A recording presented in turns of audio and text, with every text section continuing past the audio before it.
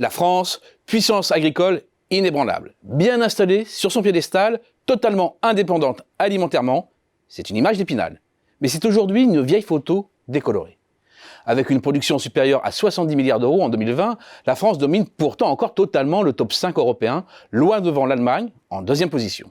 En grossissant à peine le trait, l'agriculture française, c'est celle du Royaume-Uni et de l'Espagne réunies. Là où l'image s'écorne un peu, c'est que le poids de l'agriculture française dans l'UE se réduit au fil du temps, passant de 20% de la production agricole européenne à la fin des années 90 à environ 17% aujourd'hui. Deuxième encoche, la perte de compétitivité de la ferme France dans son ensemble. La part de marché mondiale de l'agriculture française a été divisée par 2 depuis le début des années 90 pour tomber juste au-dessus de 4%. Désormais, l'Allemagne et les Pays-Bas ont des parts de marché supérieures à celles de la France, qui a glissé de la 2e place des principaux pays exportateurs agricoles au début des années 80 à la 6e aujourd'hui. La contrepartie de cette descente se paie par une performance extérieure qui se détériore avec des excédents qui vont fondus, divisés par 4 depuis 2013 en y intégrant les produits de la mer. Pire encore, la France a été déficitaire courant 2017. Cette cassure historique est avant tout liée à la diminution des excédents avec l'Union européenne et à la montée de la concurrence avec nos principaux pays voisins, allemands, néerlandais, espagnols, britanniques et depuis peu ceux venus d'Europe de l'Est. En d'autres termes, l'indépendance alimentaire de la France s'est réduite. Et cela se paie notamment par une contribution des excédents agricoles au commerce extérieur de plus en plus faible. Cette vision macroscopique masque en outre de véritables carences dans la filière des fruits, des produits de la mer et des légumes notamment.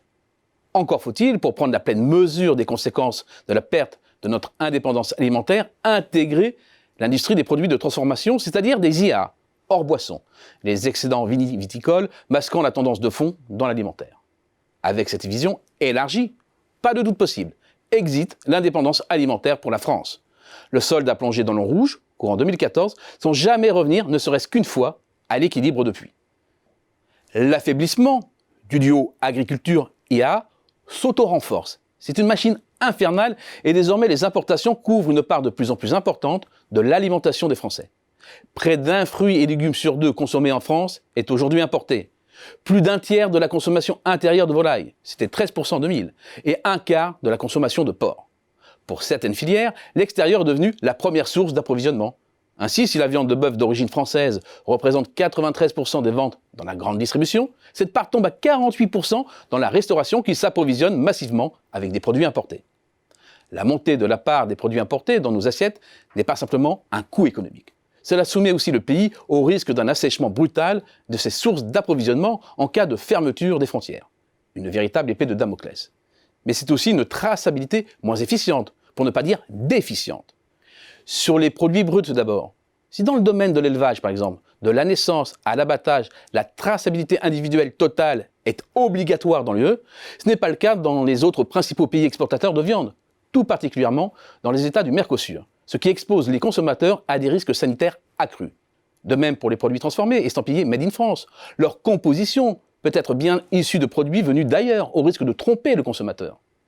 La perte de dépendance alimentaire est aussi antinomique avec le locavorisme, une aspiration de plus en plus forte de la population. Selon les enquêtes de consommation menées auprès des ménages, la demande en produits locaux ou régionaux est à un sommet depuis le début des années 90. À cela s'ajoute l'impact environnemental, non pas forcément lié aux méthodes de production, mais tout simplement au transport. Le prix de notre perte d'indépendance alimentaire, ce sont des recettes extérieures qui se tarissent, de la croissance et des emplois en moins, des IA moins performantes, une menace de pénurie sur nos approvisionnements, une traçabilité moins efficace qui s'accompagne des risques sanitaires et de tromperies sur les produits, sans parler du revenu des agriculteurs. C'est aussi une remise en cause du locavorisme et un coût environnemental élevé. Entre hypercompétitivité, sécurité, environnement, le modèle agricole n'a pas fait ses choix et se retrouve aujourd'hui en plein questionnement.